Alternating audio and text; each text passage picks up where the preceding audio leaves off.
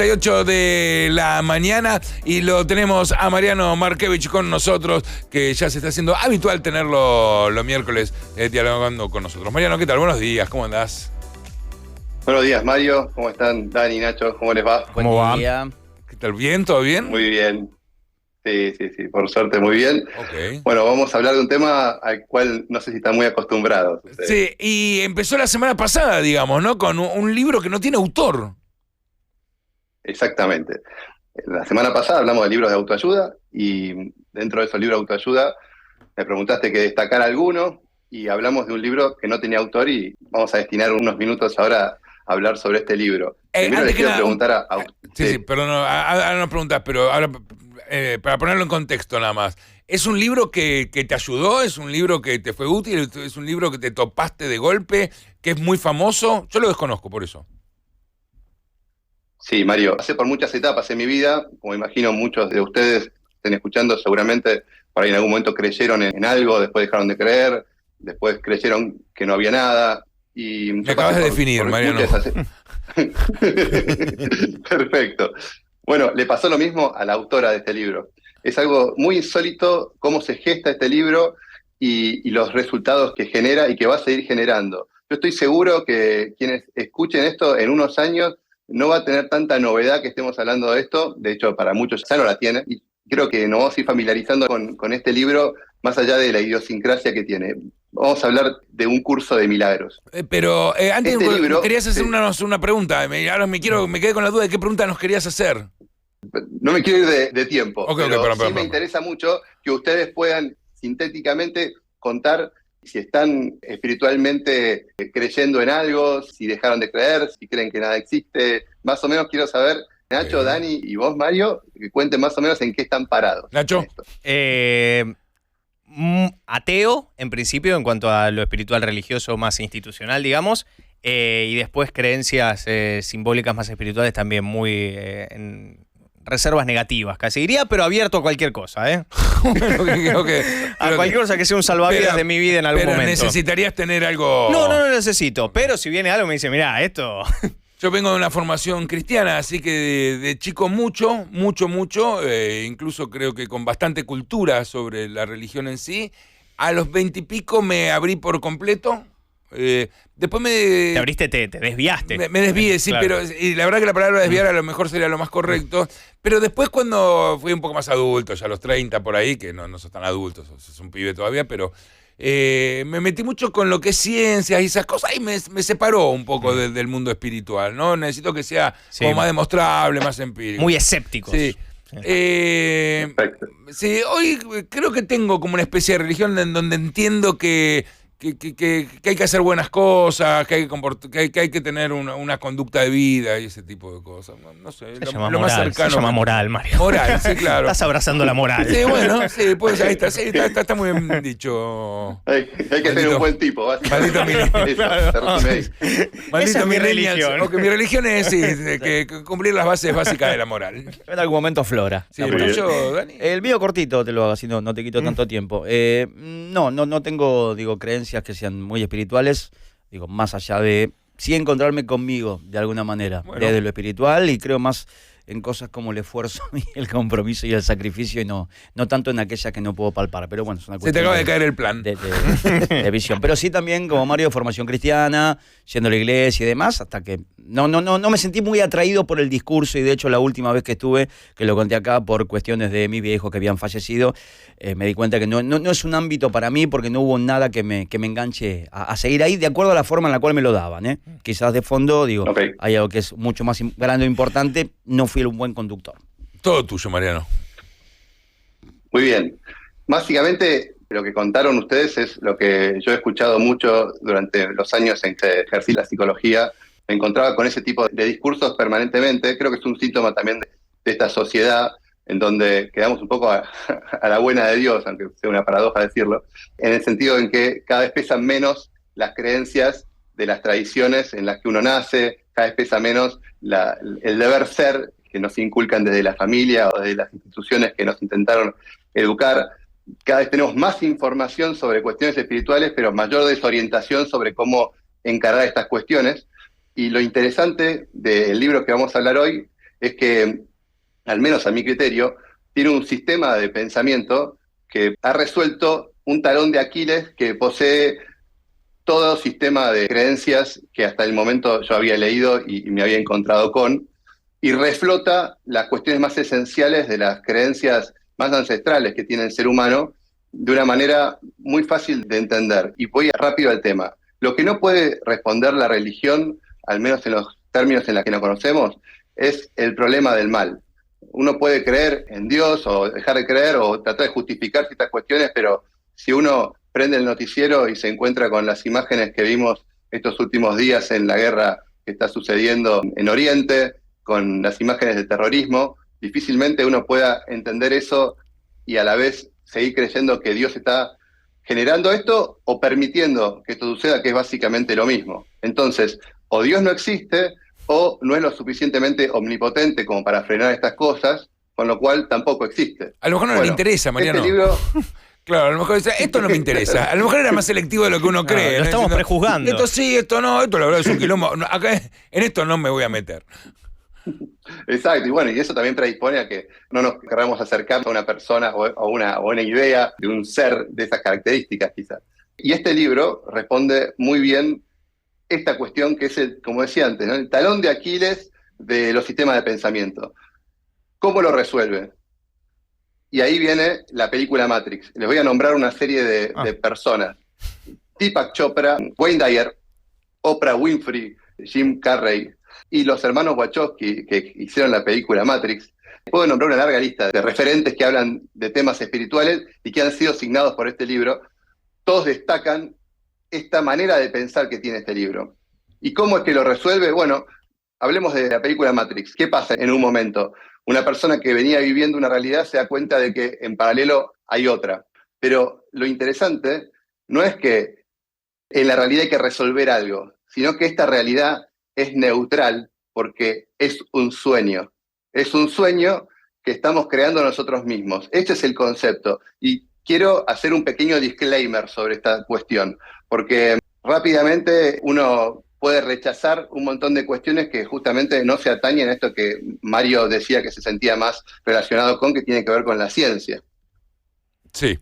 Bueno, la ciencia misma tiene un sistema de todo el tiempo estarse cuestionando las cosas, con lo cual creo que para bajar, para descargar estas aplicaciones, uno tiene que tener un buen software para asimilarlo de una manera adecuada. Y ese software se define en muy pocas líneas, que es darle privilegio a los hechos, es decir, cuando hay un hecho que contraste con nuestra creencia, bueno, creer más en el hecho que en nuestra creencia.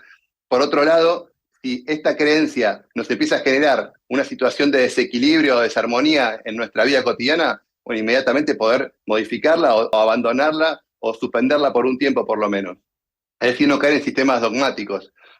Y incluso en las cuestiones que son hechos demostrables, la misma ciencia toma sus precauciones y todo el tiempo está, como diría el falsacionismo de Popper, cuestionando si eso aún hoy se sigue repitiendo. La ciencia no está convencida de que el agua hierva a 100 grados. Lo está diciendo, bueno, hasta ahora está pasando esto, quizás empiece a modificarse esos parámetros. Entonces siempre está abierta la ciencia. Imagínate en el terreno del interpretativo cómo tenemos que estar nosotros abiertos, pero a la vez atentos a que si eso que estamos creyendo como cierto nos genera algún daño. Vuelvo al libro.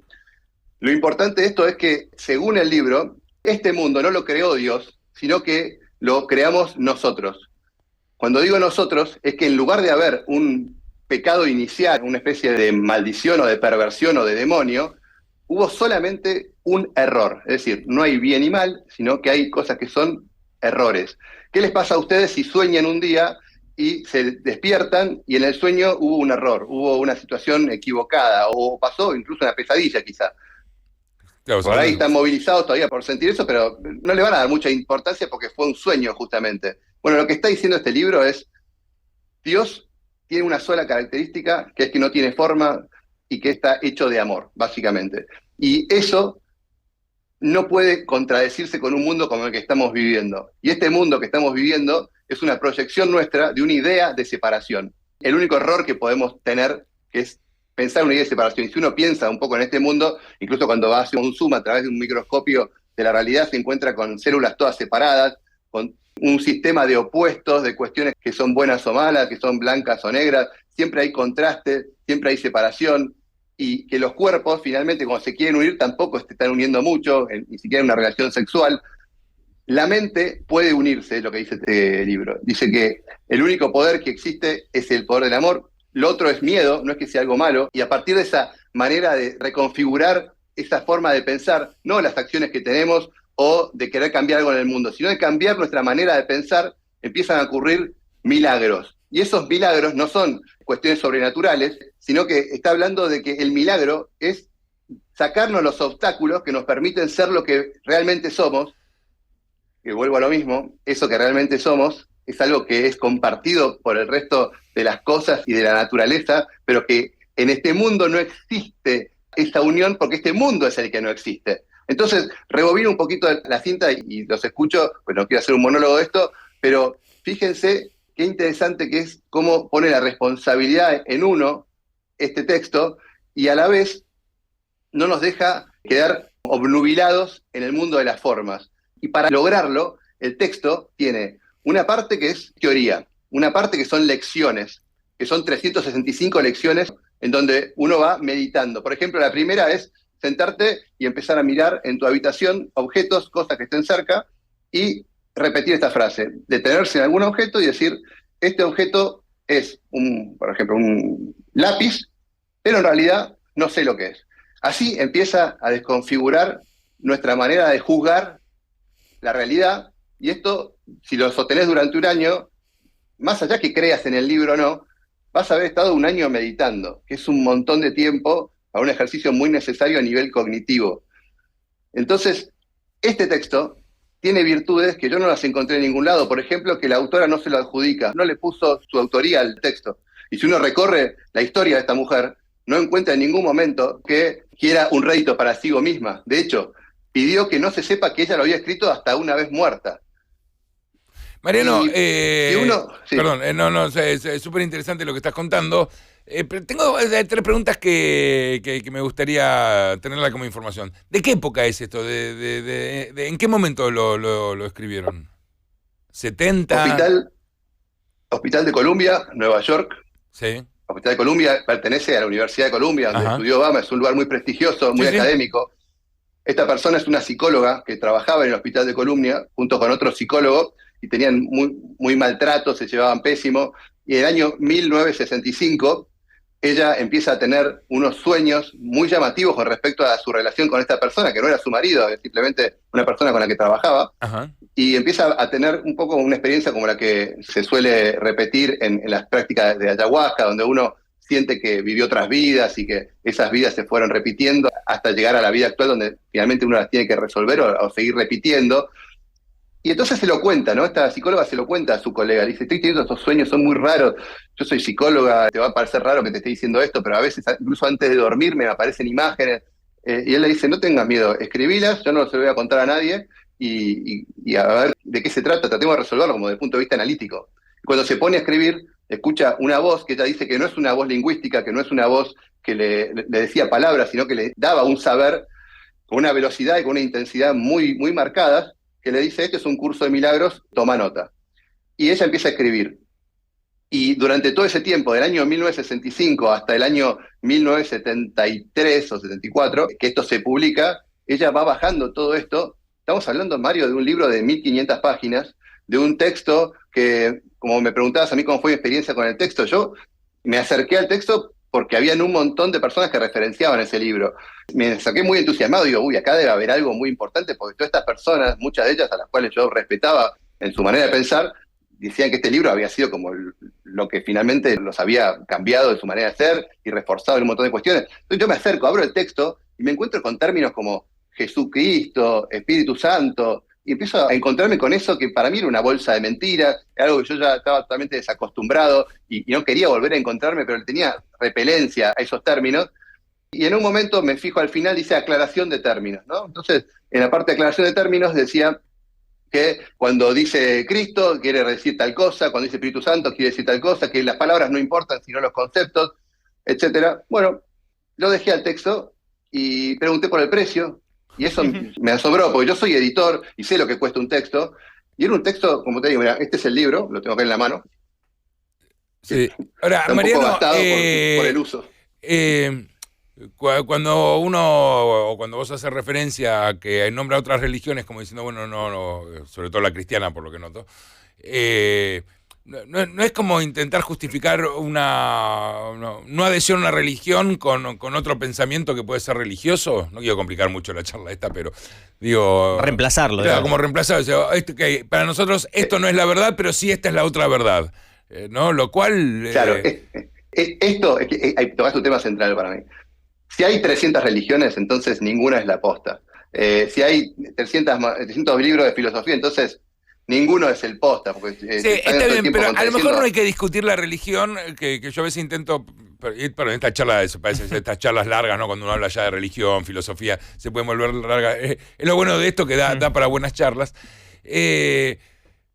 Yo creo que hay que también pensar en lo que hacen la gente, ¿no? Porque una cosa es la fe, otra cosa es la religión. Yo creo que cuando vemos 350 religiones, vemos un montón de gente dispuesta a tener fe, ¿no? Buscando algo. Sí, buscando algo, ¿no? Yo creo que cuando uno... en la religión, sí, a mí me tiende también a decir, bueno, en las religiones, la verdad que es casi un cristal que desvirtúa todo lo que se ve. Pero también, si quiero verlo desde el otro lado, digo, bueno, hay un montón de gente buscando algo, ¿no? Buscando fe, buscando esperanza... Fíjate que este texto no se adjudica una verdad, no hay después un rito o una persona que diga esta es la iluminada. Lo que hace justamente es, bueno, si existió alguien como Jesucristo o como Buda, es porque en algún momento entendieron algo que todos podemos entenderlo. Dios no existe como algo externo, sino como algo interno en ese sentido. Entonces, no es que es algo propio de la religión, sino de la religiosidad, en el sentido de la etimología, de la unión con eso otro que nos contesta un poco ese misterio que permanece. Y por eso, en eso que estás preguntando vos, Mario, creo que hay algo que es fundamental, que algo pude comentar quizá en el disclaimer, que es que nosotros no le atribuyamos verdad a una creencia, claro, que digamos dentro del terreno resbaladizo de la subjetividad y de la interpretación, que siempre le prestemos nuestra creencia a lo que sea, aunque finalmente quizá eso a lo que le prestamos nuestra creencia fuese algo verdadero finalmente. Lo que tenemos que estar cautelosos es que esta creencia nos tiene que generar a nosotros un bienestar y nos tiene que dar una armonía que si no la encontramos no hace falta repetirla y la podemos encontrar en otro lado. Lo que dice este texto es que este curso es obligatorio, no porque este curso hay que hacerlo tal cual está, sino porque la manera de pensar el mundo es algo en el que en algún momento vamos a decidirnos por esto, porque es la única manera. Y esto es algo que me pasaba a mí en mi trabajo. Vos sabés que yo estoy en constante contacto con la maldad, con los delitos, con las cuestiones más oscuras de la sociedad. Y cómo uno piensa eso es muy importante. Y el hecho de pensar que en realidad todo esto no es que es bueno o es malo, sino que quizá no exista. Y no desde un lugar negacionista, sino que quizá es parte de la misma materia que tiene un sueño, que no sería tan raro pensarlo. A mí me hizo muy bien. No significa que esto sea lo que hay que hacer, pero yo los invito. El libro es gratis, está en Google, está totalmente accesible. Mira. Si quieren... Te iba a preguntar si estaba en librología, pero sí, seguro que sí, pues lo puedo bajar gratis. Yo me comprometo a comprar un libro porque el que tengo en casa es muy de consulta, es de los pocos que por ahora no intercambiaría o regalaría, pero sí voy a comprar uno y lo voy a poner en librología para que la gente que quiera acceder, esta aplicación que permite que accedamos a los libros para regalar, intercambiar o para vender, que es totalmente gratuita. El primero le voy a hacer llegar ese libro. Y yo quiero que nos vayamos de esta pequeña charla con una frase que dice: nada real puede ser amenazado. Nada irreal existe. Y en eso radica la paz. Entonces, si quieren ver el libro, véanlo. La manera de abordarlo, yo aconsejo ver primero la clarificación de términos para poder leer el texto teórico. Y si quieren hacer los ejercicios son fundamentales para mí y para quien escribió el libro, porque genera una práctica que la teoría no termina de agotar. Es un libro que necesita un compromiso, ¿no? Es un libro que no es solo leerlo, es un libro que no es un libro de verano, es de muchos veranos. Es de mucho verano. Mariano, te agradezco mucho, te mando un abrazo grande. Como habíamos dicho, Librología, la aplicación para compartir, para ver libros, para comunicarte con gente que tiene libros, con gente que quiere compartir libros, que quiere intercambiar libros, simplemente darlos y ver cómo seguir adelante. La pueden bajar en cualquiera de las aplicaciones. Gracias por el espacio. Y también hay un documental que se llama Una historia de un curso de milagros, una canción olvidada. Si lo ponen en YouTube, también lo pueden ver para los que no quieran leer y quieran mojarse los pies en esto. Gracias. Un abrazo, chau, que te vaya bien. Chao.